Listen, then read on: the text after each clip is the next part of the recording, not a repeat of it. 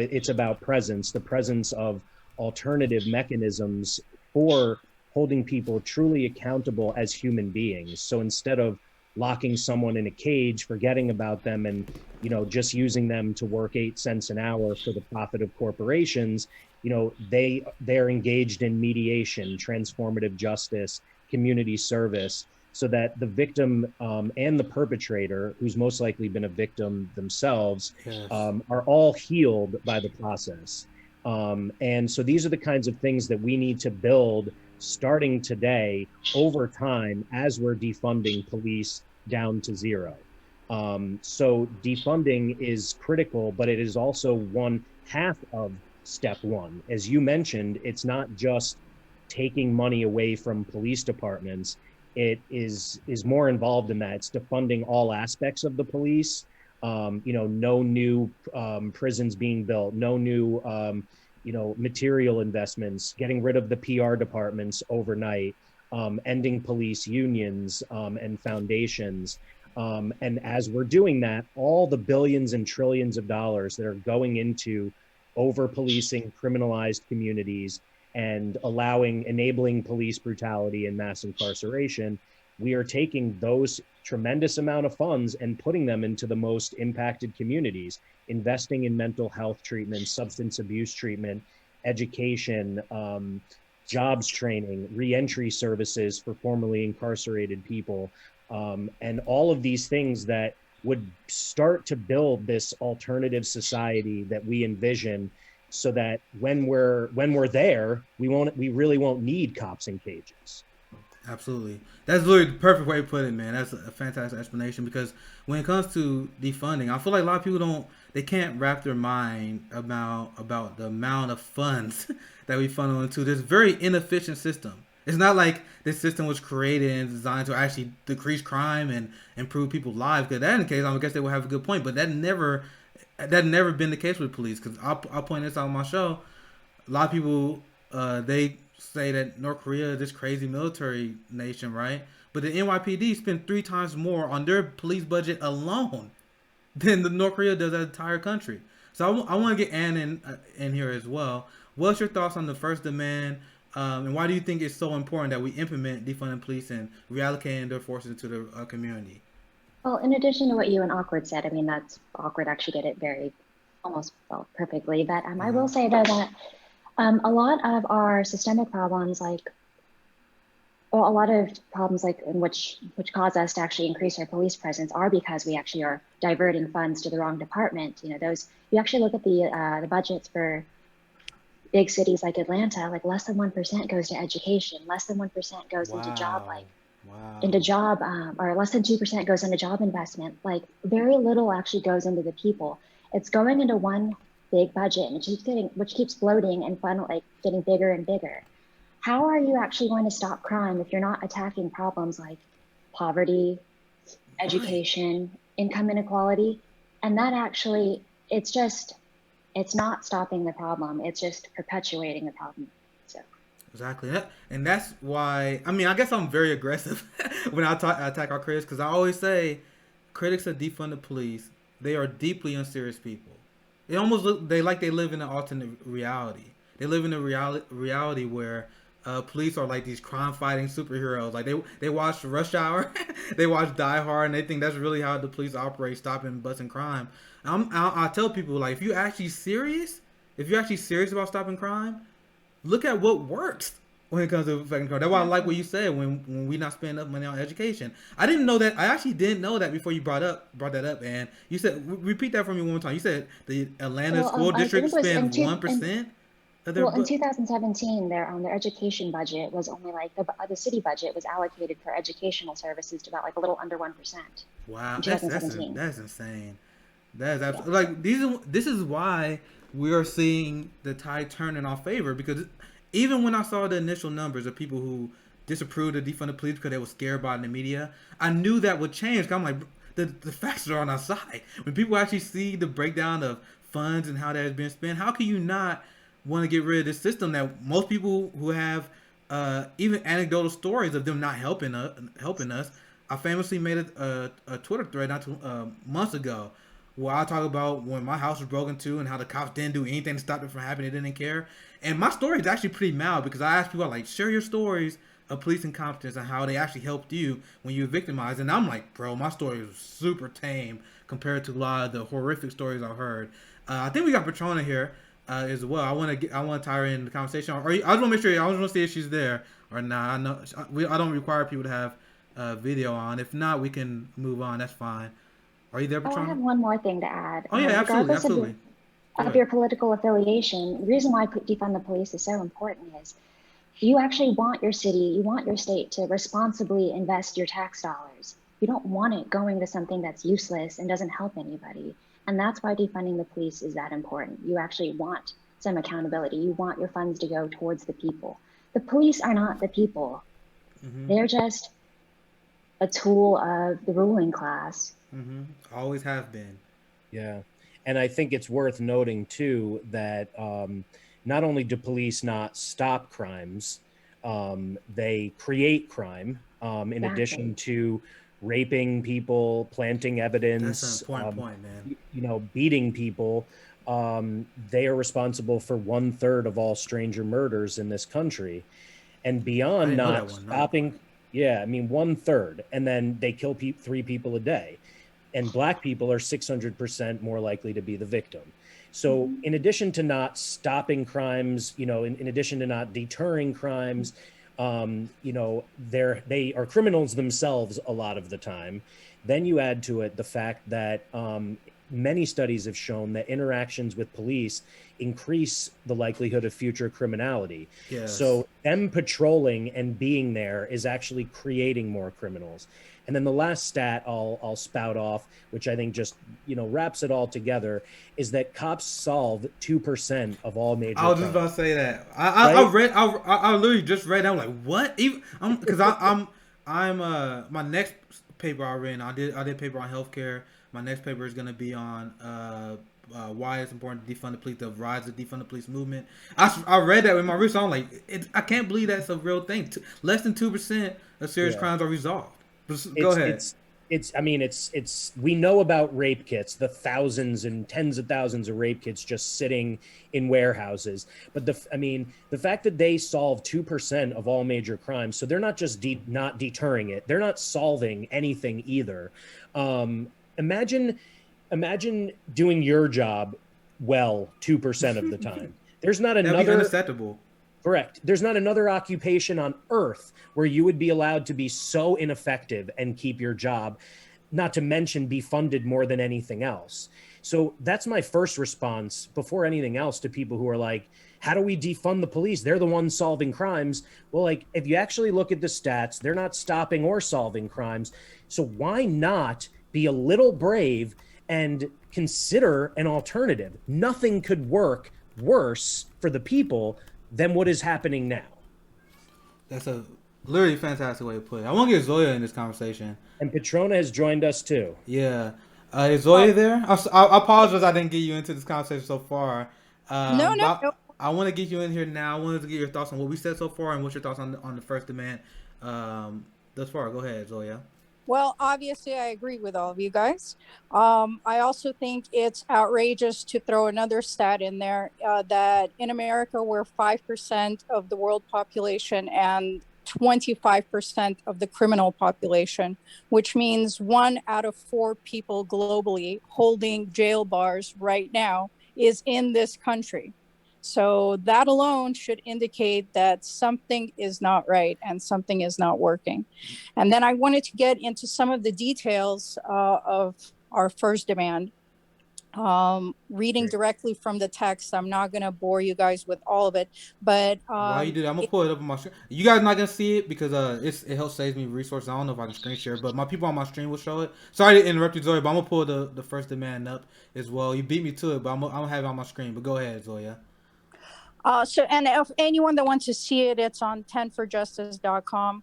So it starts off with reject any proposed police department budget expansion and implement the highest possible budget cuts every year until the budget is reduced to 0. I want to emphasize that our approach here has gradualism. So that's why it's the road to abolition. It's not overnight. It's not drastic. It's something that has been well thought through. Next is cut all police salaries until they are reduced to zero, institute a freeze on all new hires, and all new investments in police training and facility renovations, completely remove funding for public relations, eliminate paid administrative leave, eliminate for-profit policing, including all quotas, fines, pay-based arrests, and civil asset forfeitures, which it's insane that this exists, that there's quotas on taking away people's freedoms at all. And all police contracts with government and non-government agencies providing social services, repeal the Law Enforcement Bill of Rights, abolish all police unions, and immediately strip their power by making all police union negotiations public, demanding the AFL-CIO denounce police unions, and prohibiting political candidates from accepting police union donations. Finally, reallocate all existing police department funds to communities of color, indigenous, and socially economically disadvantaged communities for schools, public health, social services, and other needs as determined by these communities. So a couple of things. All studies indicate that poverty is the fuel for crime. So when we invest in communities, we prevent crime from occurring because we prevent the conditions that create crime. So that's why reinvesting into communities is so crucial. And another two things I really want to get into is police unions, because for a lot of cities, the majority of their budget goes to policing, not anything else. The majority of the budget goes to policing. And this has been made possible by corrupt police unions that prevent accountability and make deals with politicians and donations to their campaigns to pass laws and pass budgets that favor police. So it's a corrupt system that sort of feeds itself. So eliminating police unions is crucial for the power to be placed back in the hands of citizens rather than these corrupt organizations. And then another thing that most people might not know about is Law Enforcement Bill of Rights. It's a law in 16 states currently, and it's included in local city ordinances in other states. And basically, the Law Enforcement Bill of Rights makes it possible for police to avoid accountability. It protects law enforcement personnel from investigation and prosecution arising from conduct during official performance of their duties. It makes sure that the person investigating them is also an insider police officer, and it gives them more rights than everyday citizens. Yes. Yep. And this is the current law. And in some shape or form in every state, in 16 states, the actual Law Enforcement Officers' Bill of Rights. And it was established as far back as 1967 to give police extra rights over citizens and a way to evade accountability for any crimes they commit in the line of duty. And when you go through what this law entails, it's really shocking. One of the most shocking things to me is that while the investigation is being conducted, the officers stay on the clock. So they're literally paid for the time that they're being investigated or interviewed. How is that supposed to be? Like, this is so crazy. Like, I heard about. I need to do more detailed reading so I can see exactly what it is. I'm really glad that you brought that up, Zoya, and that's a fantastic breakdown on exactly. Like, using hard facts. I mean, I didn't hear like a lot of emotional opinions on your side. It's literally just hard facts on why we must get this done. And I love the fact that we targeted the police unions, because I feel like a lot of people don't understand the evil acts that they commit and how much they are complicit with police violence as a whole. But now we got Petrona in here as well. I want to get her to chime in. See, I'm glad we finally got you in here. What's your thoughts on the first demand, and do you have anything you want to chime in on here before I give my more thoughts on the first demand as well? No, not yet. Go ahead. Because I just got on, so I'm trying to catch up. It's okay. While I'm looking at this as well, I know you guys probably didn't see on the screen, but I was sharing the first demand on my stream while Zoya was reading it, and this is something I talk about a lot. And this is what I really like with our first demand.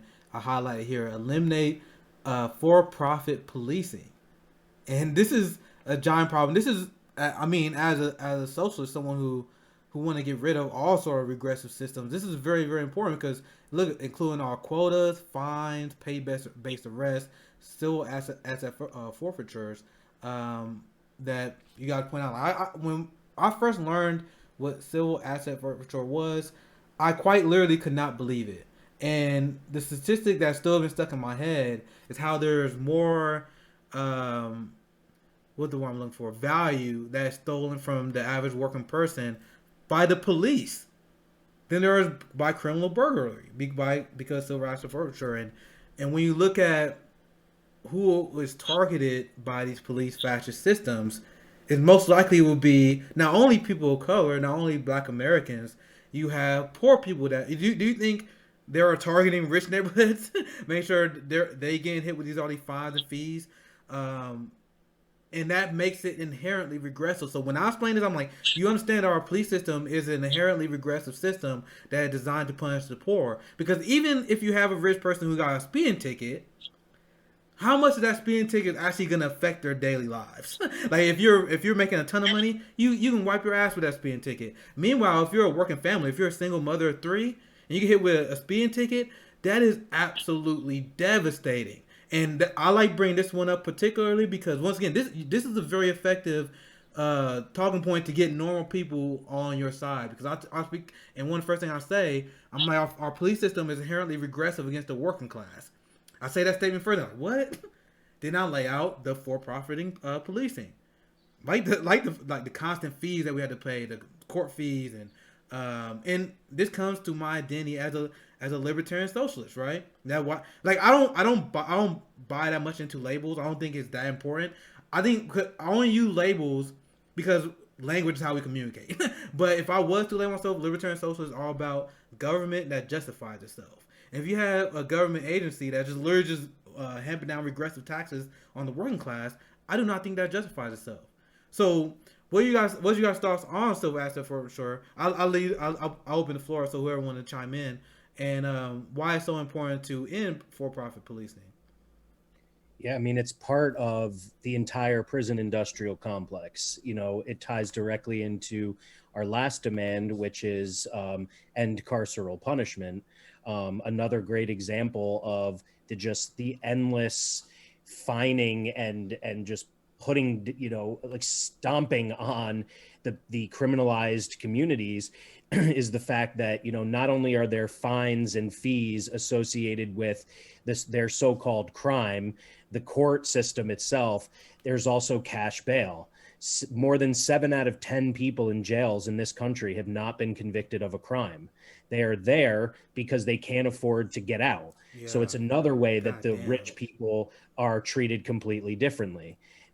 So we did say that, most crimes are committed out of desperation caused by poverty, or drug addiction or mental illness or something of that nature. Let me quickly chime in here. That's why that study came out, how there's actually an increase of theft ever since the COVID crisis happened, because our American people, the American government abandoned us. And there was literally a story that came out a few months ago on how there's literally an increase of shoplifting. Do you think there's an increase of shoplifting because people are inherently more criminal now? No, it's because people are struggling. But sorry, go ahead, Awkward. I just want to chime in with that. Go ahead. That's a great point. It further demonstrates that statement 100%. I just think it's worth noting too, though, that that's the reason the majority of people commit crimes, and the people who are committing these crimes are what fills the prisons and jails. It's not violent offenders, it's non-violent offenders, drug offenses, things like that. And Angela Davis points out that the population of people who have broken the law or committed a crime is very different from the population of those considered criminal and treated as criminal. So there are, rich people, for instance, white people, for instance, are equally likely to do drugs and more likely to sell drugs. That's a fact. If you look at the prisons and the jails, you wouldn't see that because they're allowed to do it with impunity. If you look at, the jails filled with poor people, not only are rich people able to pay if they do get arrested, to get out of jail on bail, they're just not the ones targeted. People, Yes. white cops predominantly from other communities come in and patrol Black communities and poor communities, and those are the people getting arrested. They're not the criminals. There are criminals across all segments of our society. But the profits that are made off of policing and off of jailing and incarceration are made on the backs of those that have been criminalized, and those are poor people of color predominantly. Yeah, and I also, good. I just Zoya. want to say really quick that we cannot have true justice as long as there are financial incentives to jailing people. Yes, yes, amen. Amen. Yeah, and I actually read a report from the ACLU in New Jersey that people of color and poor low-income people are 9.6 times more likely to be targeted for civil asset forfeiture. And it's actually really insidious. Can you repeat that how one more it time? works. 9.6 times more likely to be targeted for civil asset forfeiture, low income and people of color, particularly Black communities in New Jersey, Hudson Valley, which is actually right outside New York City. Wow. That is so insane to me. And that's what the police has always been designed to do is establish these racial hierarchies. And they go after people of color even more. I think Zoya was about. Sorry, I think Zoya may about chime in, or maybe Petrona. Actually, I'll put Petrona in here before I go on to my next point. Yes, I wanted to add something that we're working on in the background right now that will help people understand why we're making those demands. It's basically the prequel to all of this. When people think about cops, and I think you guys talked about that, they think about what they see on TV, what Hollywood shows. Yeah. And people don't understand that cops are not out there just defending us from this great mass of criminals that just want to make life more miserable for us. No, that's not what's going on out there. They're not out there solving crimes. They're not out there rescuing people. This is not what they were doing. This is not how they came about. So one of the things that we're working on right now is to, before we even break down the first demand, to make it educate people more on why we're asking them what the issues are and why this solution would work, is what are cops? Who are cops? Yes, very important question. What is the police? What is the history of the police in the United States?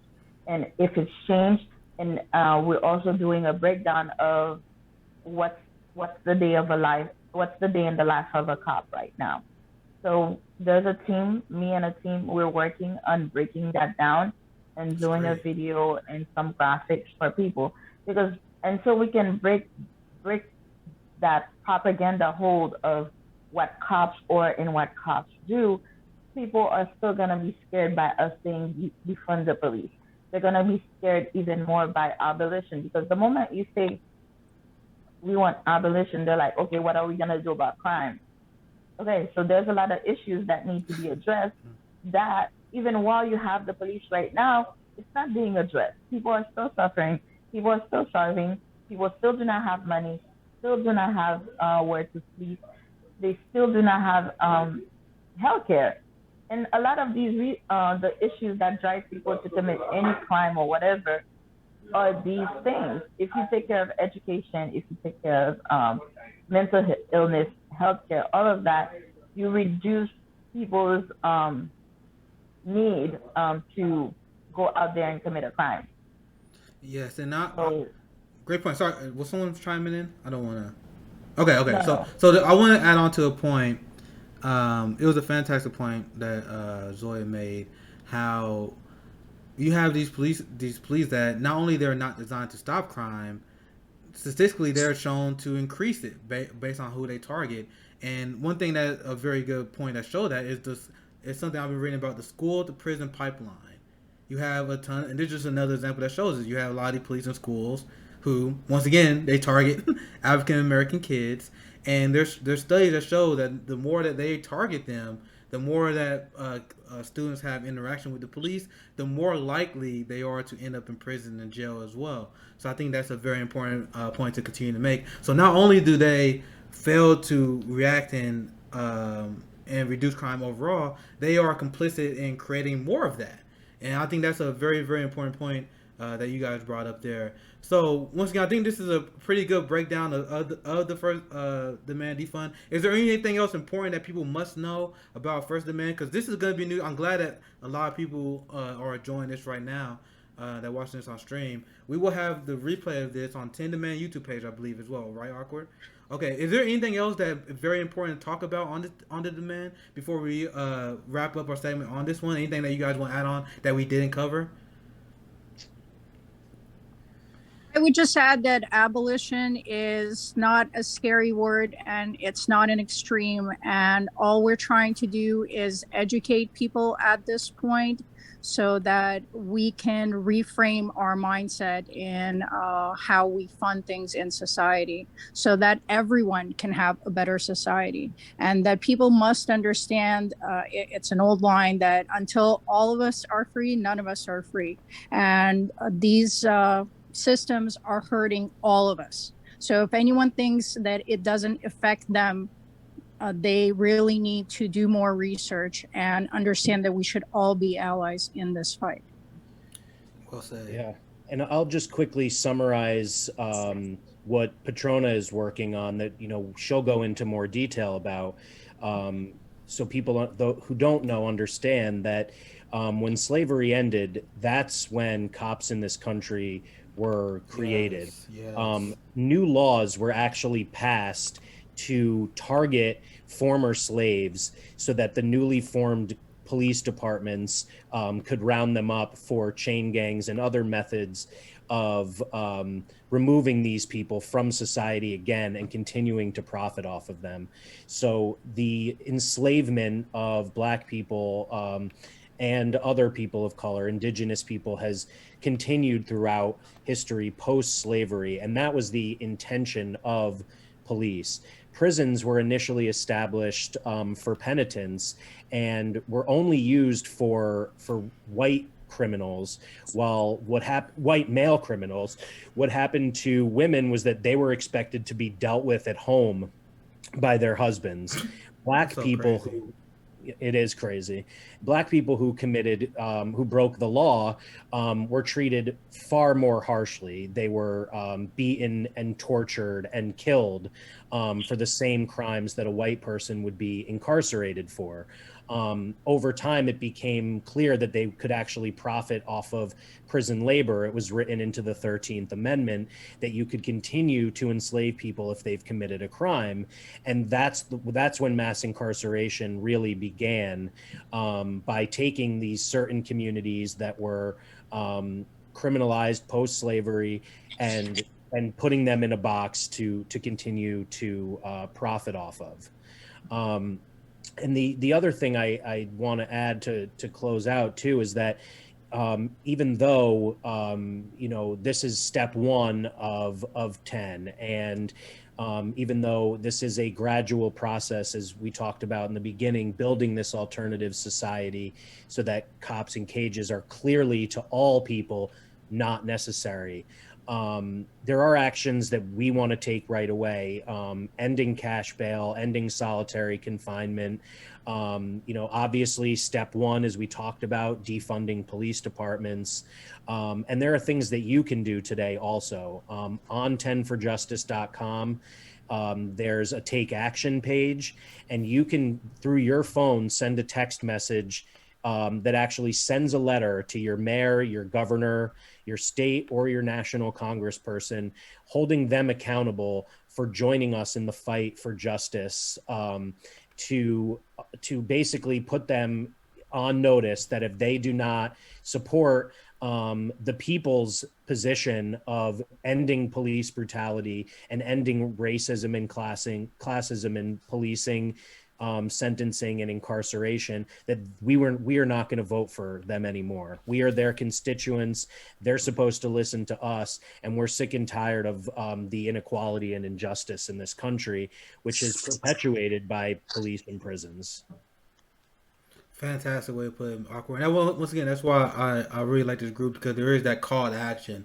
And one thing I've been stressing a lot is, especially with the state of the left right now, with our movement taking such an L last year, that we got focused a lot more on local politics, because national Yes. politics is going to be a really hard fight for the next decade because we got Biden in charge. So focus on local politics. Never give up on the fight. But this is why this is important. And just to just add on a little bit what Awkward was saying, I want people to understand that this modern version of policing is brand new, and humanity had never seen anything like this before. And this is literally just remnants, and this was created to protect the insane capitalist system that we live under. Because another origin of the police, that even when they did police white males in the North, they started organizing police groups to help busting. One of their main roles was to bust unions Yeah. and to help the ruling class disrupt the working class who were unionized. So it always had a capitalist influence. It was never designed to protect you.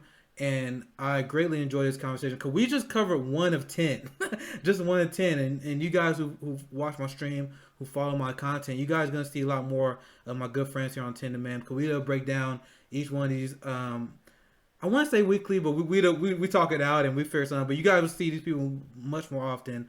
There was such a productive conversation. I mean, I consider myself really well read on this issue, but I was listening. I'm like, man, you guys teach me a lot of good stuff. So this was a great conversation. Awkward, where can they find you? I want to make sure they can find you guys if they want to check you guys out. And then, so where can they check you, Awkward? I mean, first I want to say thank you, welcome, for brother. using your platform for this, for being a part of 10 Demands. You've been instrumental in this, and we're all really glad to be doing this with you now. Thank you. And also I just want to say we're seeing small victories, people, like Seattle, Austin. There are things happening in cities that are directly resulting from concrete demands to defund and reallocate. So this is not something that is not feasible. This is something you can do in your community, and you can start by sending that letter and organizing in your local area, like Nick said. Most importantly, we at 10 Demands are at TENDEMANDS on Twitter. Same with Facebook and Instagram and stuff. But if you want to reach out to me, I'm Awkward with an O, RAP on all the social media things. It's Awkward Rap. Yeah, what I'm doing right now, I'm dropping A1's Twitter link in there. Once again, I thank you for you guys having your time on coming on the show. Anything else anyone else want to plug before we officially wrap it up? While y'all doing that, I'm pretty much just putting all y'all information in the chat. It takes a little bit, but we appreciate you guys on. I see people asking for your guys' Twitter too. So once again, guys, for people watching this is going to be 1 out of 10. And who knows what other projects we will have after that. But we really want to break down each one of these demands. And I think this is a very productive conversation. Anything else you guys want to add before we wrap up here? While I put all your information in the chat here. I'm not sure if we mentioned this. I want everybody to know too that even though we have 10 demands, we don't have to go demand 1, then demand 2. There's steps within, like we just broke this down. There's steps within all 10 demands of things that can happen right now. They don't all string along into each other where you have to do 1 first and then 2. There's multiple things within each demand that can be done immediately, like in cash bail. That's like in a separate demand. It's not even in demand 1. Yeah, that's a good point. So releasing political prisoners, that's something that can happen right now without us doing all 10 steps. So definitely take a look at all the demands. Take something, advocate for it, talk to your local mayor, to your local officials about any of these things that are feasible. It just takes one thing getting done for it to roll over all across the country. And so we get to a place that's just much better than where we are now. Absolutely, that's a great point. Once again, I got the Twitter on my screen here. I also showed the part on the website where they can take action. I know you guys can't see it, but I was putting that up there for you guys, up there for everyone viewing. Got all your information there. Once again, thank you guys for coming on. Thank you guys for watching. Hope you guys learned a lot by I know I did by this conversation. So take action. It's once again this is very, very important work. And in my paper, this is the point I'm making. I really do believe the fight for police abolition is the civil rights 2.0. I truly do believe it is. But anyway, thank you guys for watching. This is Nick, the Progressive Martial Artist. We got 10 demands. Sign out. Thanks a lot, brother. We'll be back.